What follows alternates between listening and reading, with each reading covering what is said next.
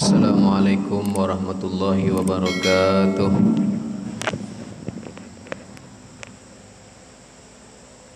Bismillahirrahmanirrahim. Alhamdulillahi rabbil alamin. Wassalatu wassalamu ala sayyidil anbiya wal mursalin Sayyidina wa maulana Muhammadin wa ala alihi wa sahbihi ajma'in. Subhanaka la ilma lana illa ma 'allamtana innaka antal alimul hakim. Wala haula wala quwwata illa billah al-aliyyil azim. Rabbi shrah li sadri wa yassir li amri wahlul 'uqdatam min lisani yafqahu qawli.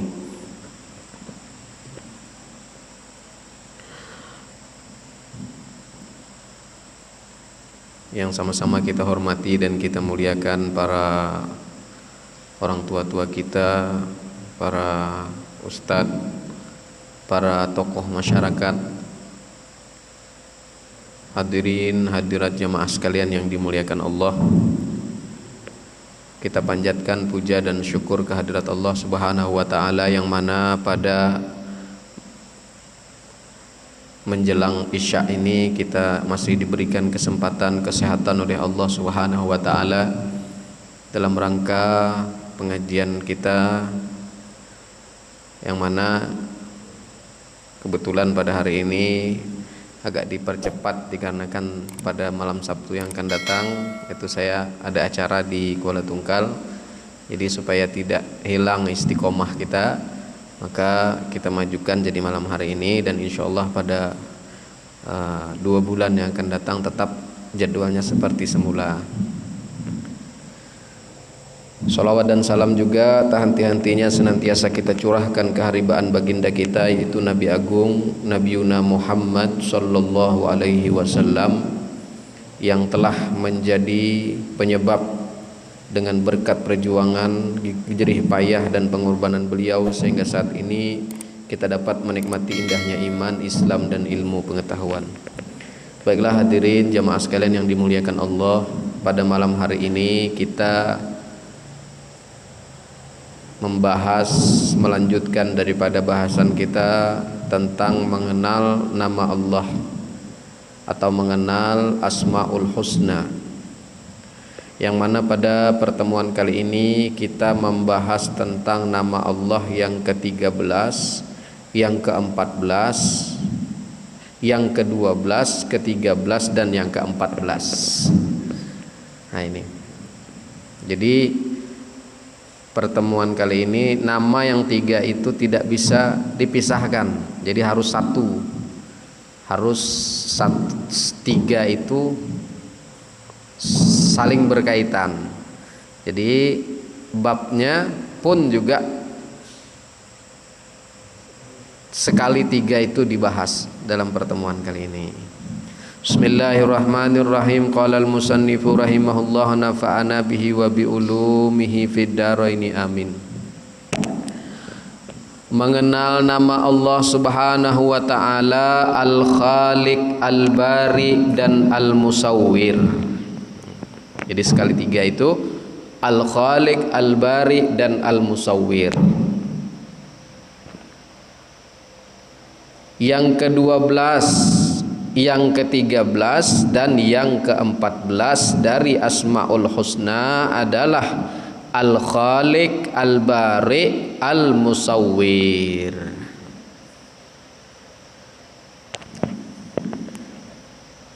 Nah, ini kita jelaskan satu persatu. Diciptakannya makhluk Allah Subhanahu wa taala adalah hasil dari satu rangkaian dari 3 al-asmaul husna ini. Nah, terciptanya hasil daripada terciptanya manusia dan makhluk seluruh alam ini tidak bisa lepas dari satu rangkai, ya, dari 3 al-asmaul husna ini, yaitu Al-Khaliq, Al-Bari, Al-Musawwir. Allah Subhanahu wa taala disebut Al-Khaliq, dipandang dari sisi bahwa Allah Subhanahu wa taala menetapkan untuk menciptakan sesuatu. Misalnya di masa azali Allah Subhanahu wa taala sudah menentukan bahwa pada hari Isnin tanggal sekian tahun sekian akan menciptakan seorang makhluknya, yang demikian itu karena dia Allah adalah Al-Khaliq. Nah, jadi Al-Khaliq ini adalah Allah yang maha menciptakan tapi berupa rencana. Nah, berupa rencana baru. Nanti Allah menciptakan pada tanggal sekian, bulan sekian, hari sekian, pada jam sekian. Nah itu. Rencana ini dinamakan dengan Al-Khaliq. Allah yang maha menciptakan, yang apa tadi itu? Yang menentukan apa yang mau beliau ciptakan, apa yang mau Allah ciptakan. Nah itu tadi Al-Khaliq, artinya rencananya baru, belum menciptakan. Nah begitu. Kemudian disebut pula Al-Bari, dialah Allah yang mewujudkan apa-apa yang telah direncanakannya tadi.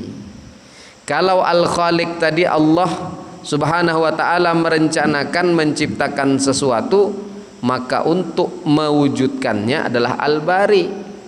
Nah, pertama Allah ingin menciptakan manusia misalnya. Nah, nanti kata Allah nih, aku ciptakan pada bulan hari Isnin, bulannya bulan ini, tanggalnya tanggal sekian, jamnya jam sekian. Rencana Al-Khaliq.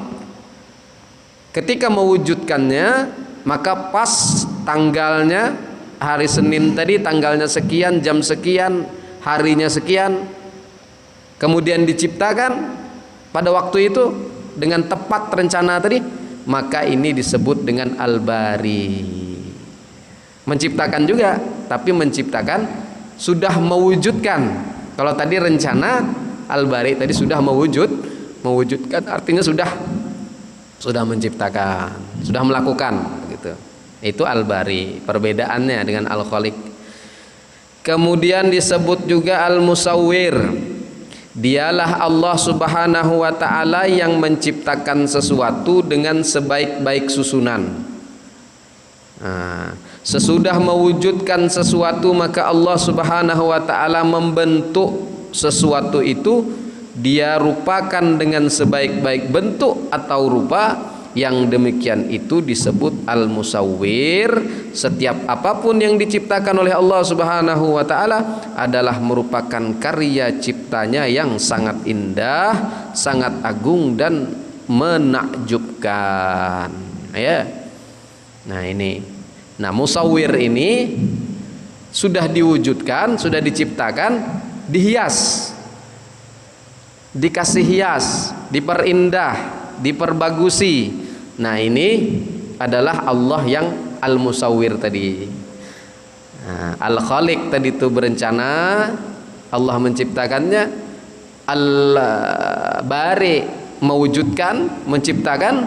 Kemudian Al-Musawwir memperindah daripada ciptaannya tadi. Kayak manusia, diperindah wajahnya, diperindah matanya, diperindah. Nah itu untuk manusia dan yang lain-lain sebagainya. Nah ini adalah Al-Musawwir yang terakhir. Nah walaupun sekecil apapun ciptaannya, jadi kalau kita melihat makhluk Allah Subhanahu wa ta'ala, itu adalah rangkaian dari asma Allah Subhanahu wa ta'ala yang tiga ini. Apa saja, mau hewan yang diciptakan Allah Subhanahu wa ta'ala pasti melewati daripada tiga hal tadi.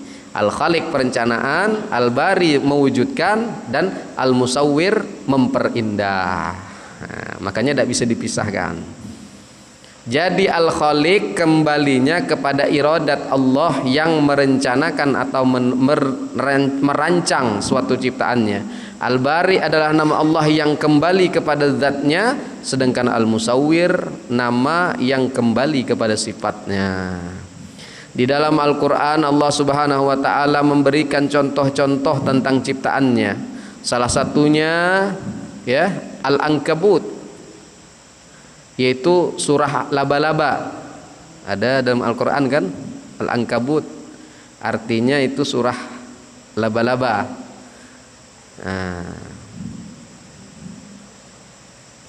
itu salah satu contohnya. Ada seseorang yang Ada seorang Yahudi berkata, kalau Allah Subhanahu wa taala itu maha besar atau mulia, kenapa dia menyebut-nyebut laba-laba dan lalat di dalam Al-Qur'an itu? Karena laba-laba dan lalat itu kan perkara-perkara yang hina, kata orang itu. Kemudian Allah Subhanahu wa taala menurunkan ayatnya, Bismillahirrahmanirrahim, innallaha la yastahyi ayyadriba mathalam ma ba'udatam fama fawqaha. Artinya sesungguhnya Allah Subhanahu wa taala tidak malu menciptakan satu contoh seumpama nyamuk sekalipun atau yang lebih kecil daripada nyamuk. Nah, itu Allah. Ya. Karena nyamuk ini walaupun dia kelihatannya ya tidak ada manfaatnya misalnya begitu, kelihatannya hina, kelihatannya sia-sia, tapi pasti ada mengandung hikmah daripada ciptaan-ciptaan Allah Subhanahu wa taala itu. Nah, ini dijelaskan di sini, walaupun nyamuk sekecil itu tidak ada yang dapat menciptakannya selain Allah Subhanahu wa taala. Walaupun nyamuk itu seperti tidak ada manfaatnya, tidak ada gunanya, tapi tidak ada satupun manusia tuh atau makhluk Allah yang lain mampu menciptakan nyamuk tadi. Nah, kelihatannya sepele, tapi ada tak manusia yang mampu menciptakan nyamuk tadi? Nah, orang Yahudi tadi bertanya seperti itu.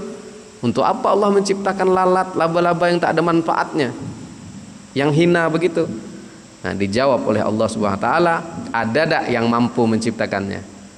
Nah, ternyata tidak ada.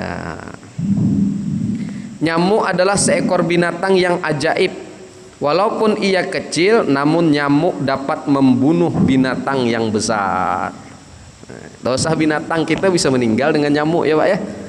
Manusia ini bisa meninggal dengan nyamuk, digigit nyamuk malaria, sakit, menggigil, tidak diobati meninggal. Nah, nyamuk yang kecil itu bisa demikian. Diriwayatkan ketika Raja Namrud ini adalah raja di masa Nabi Musa alaihissalam. Diceritakan ya, Raja Namrud ini begitu angkuh ya, sombong sekali Raja Namrud ini, karena dia punya kekuasaan yang besar, punya ribuan pasukan. Kemudian Allah Subhanahu wa taala menghendaki kematiannya Namrud ini. Namrud ini pernah mengaku juga menjadi Tuhan, mengaku-ngaku jadi Tuhan kayak Fir'aun, pernah juga begitu, saking sombongnya beliau ini. Nah, Allah menghendaki kematian Namrud dengan cara bagaimana? Maka Allah mengirim nyamuk kepada Namrud. Maka dengan kekuasaan Allah Subhanahu wa taala masuklah nyamuk tadi ke hidungnya Namrud. Nyamuk yang kecil itu masuk ke dalam hidungnya Namrud sampai ke otaknya. Rupanya masuk ke hidung langsung jalan sampai ke otaknya. Apa tadi nyamuk tadi? Ke otaknya Namrud tadi. Sehingga membuat Namrud sakit kepala selama puluhan hari. Ya. Selama 40 hari Namrud tadi sakit kepala karena nyamuk masuk lewat hidung, kemudian langsung menjalar sampai ke otaknya. Selama 40 hari demikian sakit kepala luar biasa Namrud tadi. Nah, karena terlalu sakitnya kepala Namrud tadi, sampai-sampai Namrud tadi tidak sadar lagi, supaya pengen merasakan menyembuhkan kepalanya tadi, dia bentur-benturkan kepalanya tadi ke dinding. Ada yang mengatakan ke lantai, dia benturkan ke lantai kepalanya tadi saking sakitnya, gara-gara cuma satu nyamuk masuk ke dalam hidung Namrud, dan akhirnya mati Namrud tadi disebabkan nyamuk yang masuk ke lubang hidungnya. Saking sakitnya kepala tadi tidak sadar lagi Namrud tadi itu menghantuk-hantukkan kepalanya tadi ke lantai itu sampai meninggal beliau. Demikian cara meninggalnya. Nah, ini padahal dia punya pasukan yang besar, ribuan, puluhan ribu pasukan. Punya apa yang diinginkan oleh Namrud bisa dia lakukan. Tapi ketika nyamuk masuk ke dalam hidungnya meninggal, bukan ditusuk pakai pedang meninggalnya Namrud. bukan di peperangan meninggal. Kalau di peperangan masih mending ya. Ini cuman dengan seekor nyamuk yang nampaknya tidak ada gunanya, nampaknya hina, tapi mampu membunuh seorang raja yang zalim, seorang raja yang sombong, sampai-sampai pernah mengaku sebagai Tuhan. Nah, ini itu merupakan bukti kekuasaan Allah.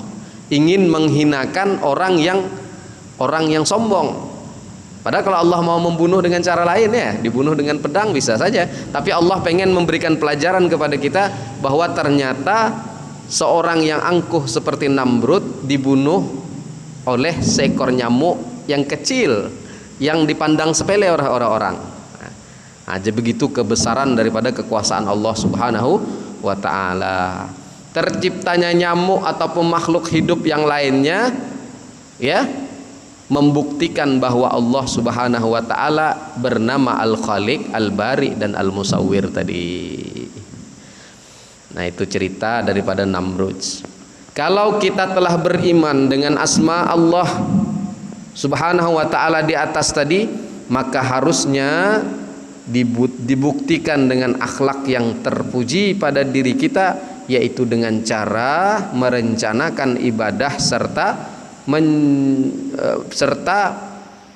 mewujudkannya, dan kita tutup ibadah kita itu dengan sebaik-baiknya. Demikianlah tugas kita sebagai orang yang beriman dengan asma Allah yang Subhanahu wa ta'ala. Yang tiga tadi di atas, karena tugas kita di dalam dunia ini hanya untuk beribadah atau mengabdikan diri kepada Allah Subhanahu wa ta'ala. Setelah tadi kita memahami makna Al-Khaliq, Al-Bari dan Al-Musawwir tadi, Allah yang maha merencanakan, Allah yang maha mewujudkan, Allah yang maha menghiasi, memperindah, maka kemudian kita yakini, kita imani, maka akhlak kita adalah pertama, ketika ingin beribadah kepada Allah, berbuat kebaikan kepada Allah, hendaknya kita itu merencanakan terlebih dahulu.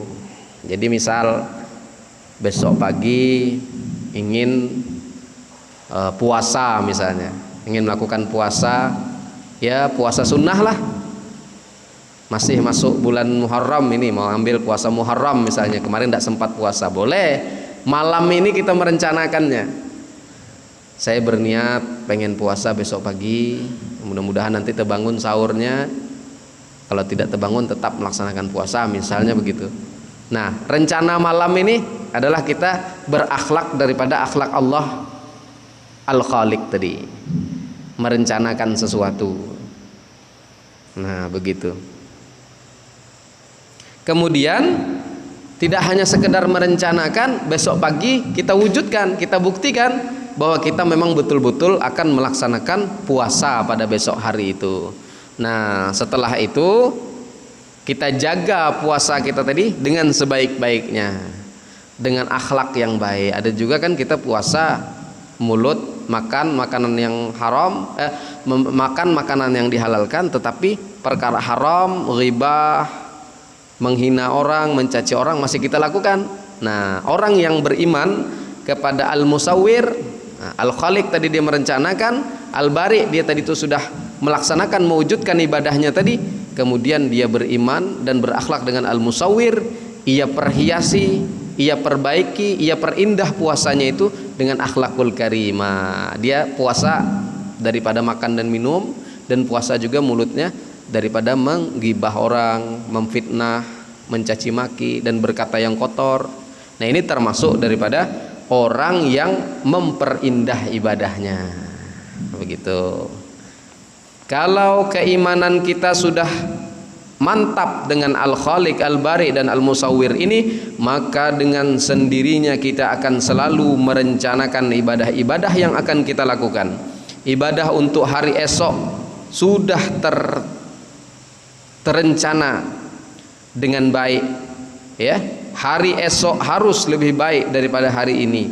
Semua ibadah yang akan kita lakukan esok hari harus lebih baik daripada ibadah pada hari ini, baik ya kualitasnya, kekhusyuannya, atau jumlah ibadah yang kita lakukan. Jadi kita nih prinsipnya dalam kehidupan kita beragama Islam ini, hari ini harus lebih baik daripada hari kemarin. Hari esok harus lebih baik daripada hari ini. Nah itu prinsipnya. Kalau hari ini sama dengan yang kemarin, maka itu jalan di tempat. Ibarat berjalan tuh, jalan di tempat, masih di situ-situlah berjalannya. Kalau hari ini lebih baik daripada hari kemarin, ada perjalanan. Dan hari besok harus lebih baik daripada hari kemarin, maka itu ada perencanaan. Nah, makanya kita memang harus tetap ada rencana-rencana kebaikan, berniat untuk melakukan kebaikan besok hari. Jadi Pak, Ibu, kalau berniat ini, walaupun kita belum melakukan, sudah dicatat oleh Allah Subhanahu wa taala. Besok saya berniat ingin melaksanakan sholat apa pagi-pagi itu, sholat duha misalnya, sebelum berangkat kebun, sebelum berangkat ke tempat kerja, saya mau sholat duha dulu 2 rakaat, jadilah pagi-pagi jam 9 atau jam 8 begitu sebelum berangkat.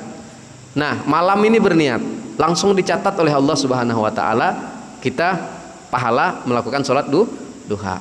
Besok kita kerjakan, dapat pahala lagi. Tapi kalau kita berlaku maksiat, sebaliknya kita berlaku maksiat, misal tadi malam ba'da isya sampai subuh melakukan maksiat, melakukan kesalahan, bisa minum kah, ya, minum khamar atau main judi atau melakukan hal-hal yang dilarang oleh Allah. Allah suruh tunggu dulu, jangan dicatat dulu malaikat. Dia ini sudah melakukan melakukan maksiat, melakukan kesalahan yang melanggar perintah agama. Jam 7 tadi malam, jam 7 malam. Itu malaikat mau catat, kata Allah tunggu dulu, jangan dicatat dulu. Tunggu 3 jam kata Allah Subhanahu wa taala. Atau dalam riwayat yang lain mengatakan tunggu 6 jam. Jangan dicatat dulu. Mana tahu waktu 3 jam tadi dia bertobat kepada Allah Subhanahu wa taala. Kalau dalam waktu rentang waktu 3 jam tadi dia bertobat kepada Allah, maka tidak jadi dicatat malaikat dia melakukan dosa tadi. Atau selama 6 jam dalam riwayat lain dibiarkan, ketika jam kelima, ya, 5 jam sesudah melakukan maksiat tadi ternyata dia sadar, ya aku tadi melakukan kesalahan ini, melakukan dosa ini, aku bertobat kepada Allah, langsung diterima oleh Allah Subhanahu wa taala dan dosanya tadi langsung dihapus oleh Allah Subhanahu wa taala. Bayangkan maha pengasihnya Allah Subhanahu wa taala, tidak mau langsung catat kalau melakukan dosa. Tapi kalau melakukan berniat tadi, belum melakukan sudah dicatat amal atau sudah dicatat pahalanya, walaupun belum melakukan sholat duha. Malam ini berniat, nah itu luar biasanya. Jadi perbanyak niat yang baik-baik itu, walaupun belum sempat melaksanakan. Atau kita ketika malam itu mau tidur berniat, aku besok pagi mau puasa sunnah Senin Kemis misalnya, ternyata besok pagi kita sudah meninggal. Saya pernah punya kawan di barusan di Kuala Tungkal, malamnya masih ngopi, besok pagi sudah ada lagi. Besok pagi bangun sudah ada lagi. Tinggal jasad cuman lagi, meninggal. Itu kalau dia berniat ketika tidur ingin melakukan yang baik-baik, ibadah, meninggal dia besok, ketika dia meninggal membawa niat baiknya tadi, dia dapat pahala daripada niatnya tadi. Nah makanya kalau mau tidur baguslah berniat-niat apalah begitu, berniat-niat ibadah, berniat kebaikan, besok mau sedekah sekian, besok mau melakukan ini, itu semuanya akan dicatat oleh Allah, walaupun kita meninggal dapat pahalanya walau belum sempat melaksanakan. Nah itu tadi. Nah tadi begitu, merencanakan berbuat kebaikan, merencanakan melakukan ibadah. Nah rencana ini niat kita ingin melakukannya. Setelah perencanaan ibadah yang sudah baik, baru ibadah kita wujudkan. Mewujudkan ibadah dari rencana yang baik itu adalah merupakan tanda beriman dengan Al-Bari. Orang yang beriman dengan Al-Bari, dia akan mewujudkan niatnya tadi. Nah, setelah itu baru kita tutup ibadah itu dengan baik dan indah. Perindah ibadah itu dengan perihal-perihal yang baik-baik. Al-Imamul Ghazali rahimahullahu ta'ala mengatakan, untuk membentuk ibadah supaya baik dan indah, setidak-tidaknya ada 4 hal, ada 4 sifat yang harus dilakukan oleh seseorang hamba. Supaya baik dan indah ibadah kita itu, kata Al-Imam Ghazali, ada 4 hal yang harus kita lakukan. Apa 4 hal itu? Yang pertama adalah ikhlas. Ikhlas itu dalam beramal. Maksudnya adalah pendorong untuk beramal semata-mata hanya untuk menjalankan tugas sebagai hamba Allah Subhanahu wa taala, atau semata-mata karena perintah Allah Subhanahu wa taala. Jadi ikhlas ini ya maksudnya ikhlas dalam beramal. Jadi usahakan kita ikhlas, tidak ada kepentingan lain ketika beribadah kepada Allah selain ingin mendapatkan pahala atau mendapatkan keridhaan daripada Allah Subhanahu wa taala. Ustadz, namanya ikhlas itu susah, betul. Ikhlas itu butuh proses. Tidak bisa kita langsung ikhlas, tidak bisa. Ibarat kita beli baju baru. Kalau kita beli baju baru, hari ini beli, pagi besok dipakai, itu masih kita pengen baju itu dilihat orang. Kalau kita pakai motor, pakai baju baru, kita masih pengen orang melihat. Tapi coba bayangkan baju itu sudah kita pakai sekitar 1 bulan atau 2 minggu, tidak kepengen lagi kita dilihat orang, sudah biasa sudah. Nah itu. Jadi ibadah juga begitu. Kalau pertama kali kita melakukan ibadah, pengen dilihat, pengen, biarkan saja. Tapi terus menerus kita lakukan, nanti suatu saat kita tidak perlu lagi ingin dilihat orang ketika melakukan kebaikan. Biarkan terus menerus. Kalau awal-awal biasalah. Nah makanya ikhlas ini tadi butuh proses. Tidak bisa kita langsung ikhlas, tidak bisa kita langsung melaksanakannya itu murni hanya karena Allah Subhanahu wa taala. Butuh terus menerus, butuh perjuangan. Yang kedua, ikhlas dalam menuntut pahala. Nah ini tadi ikhlas dalam beramal, ini ikhlas dalam menuntut pahala. Maksudnya adalah balasan yang diharapkan di dalam ibadah hanyalah Allah Subhanahu wa taala dan ridhonya, atau yang diharapkan adalah surga dan selamat dunia akhirat. Yang kedua, kata Imam Al-Ghazali, supaya memperindah ibadah itu caranya adalah dengan ikhlas dalam menuntut pahala. Artinya kita tidak meminta surga, tidak meminta tidak meminta ya yang indah-indah, tidak meminta balasan dari Allah, hanya minta kepada ridhonya Allah Subhanahu wa taala. Nah, ini tingkatan tinggi sudah nih. Tak ada minta surga, tak ada minta cuma Allah pengen mintanya hanya supaya Allah ridho saja. Nah, ini untuk memperindah ibadah kepada kata Al-Imam Al-Ghazali.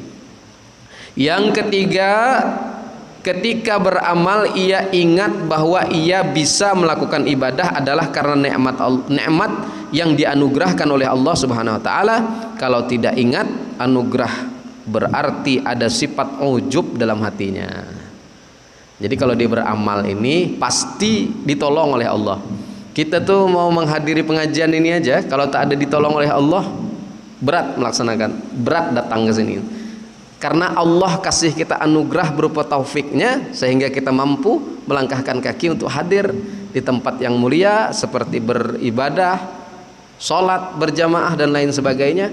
Itu adalah merupakan anugerah daripada Allah SWT. Makanya kalau kita berdoa jangan minta hidayah saja. Kalau hidayah itu hanya berupa keinginan saja, ya Allah berilah hidayah aku ya Allah supaya aku bisa melakukan ini dan itu. Keinginan cuman, tapi belum bisa melakukan. Nah, untuk bisa melakukan itu kita butuh taufik namanya daripada Allah Subhanahu wa taala. Taufik dan hidayah. Nah, makanya wabillahi taufik wal hidayah. Nah, ada taufik dan hidayah. Minta kedua-duanya, jangan satu cuman. Ya. Ada orang dapat hidayah tapi masih mabuk dia, masih nyabung ayam dia, masih main judi dia, ada. Hai, sampai kapan aku nih begini? Sudah tua sudah, masih juga main judi misalnya. Sudah tua sudah masih nyabung ayam misalnya kan. Nah, aku tuh pengen lah bersolat juga kayak orang-orang, hidup normal, tidak lagi melakukan maksiat. Keinginannya sudah ada, itu hidayah namanya dari Allah, tapi dia belum bisa melakukan. Nah, untuk bisa melakukan itu taufik daripada Allah Subhanahu wa taala. Dia dulunya mantan preman, kemudian dia dapat hidayah, pengen berubah, tapi dia diberi taufik oleh Allah, berubah total, tidak dilakukannya lagi tadi perkara yang dibenci oleh Allah tadi, dan dia sudah memang betul-betul ibadah kepada Allah. Nah, ini dia setelah diberi hidayah dan diberi taufik oleh Allah Subhanahu wa taala. Nah, kita ingat bahwa kita mampu melakukan ibadah itu adalah hanya karena karunia Allah Subhanahu wa taala, hanya karena taufik daripada Allah, sehingga kita tidak ujub. Ujub itu bagaimana? Merasa diri kita ini hebat. Nah, mampu bangun tengah malam sholat tahajud. Mampu, orang lain pada tidur semua, dia mampu bangun tengah malam. Lalu dia berkata-kata dalam hatinya, mantap aku nih, hebat aku nih. Orang lain semuanya pada tidur lelap, saya mampu bangun tengah malam, mampu melakukan sholat tahajud. Ini luar biasa nih. Dia bangga dengan dirinya, tapi dia tidak ngomong, tidak, tapi di dalam hatinya berkata-kata seperti itu. Ta'ajub, ujub.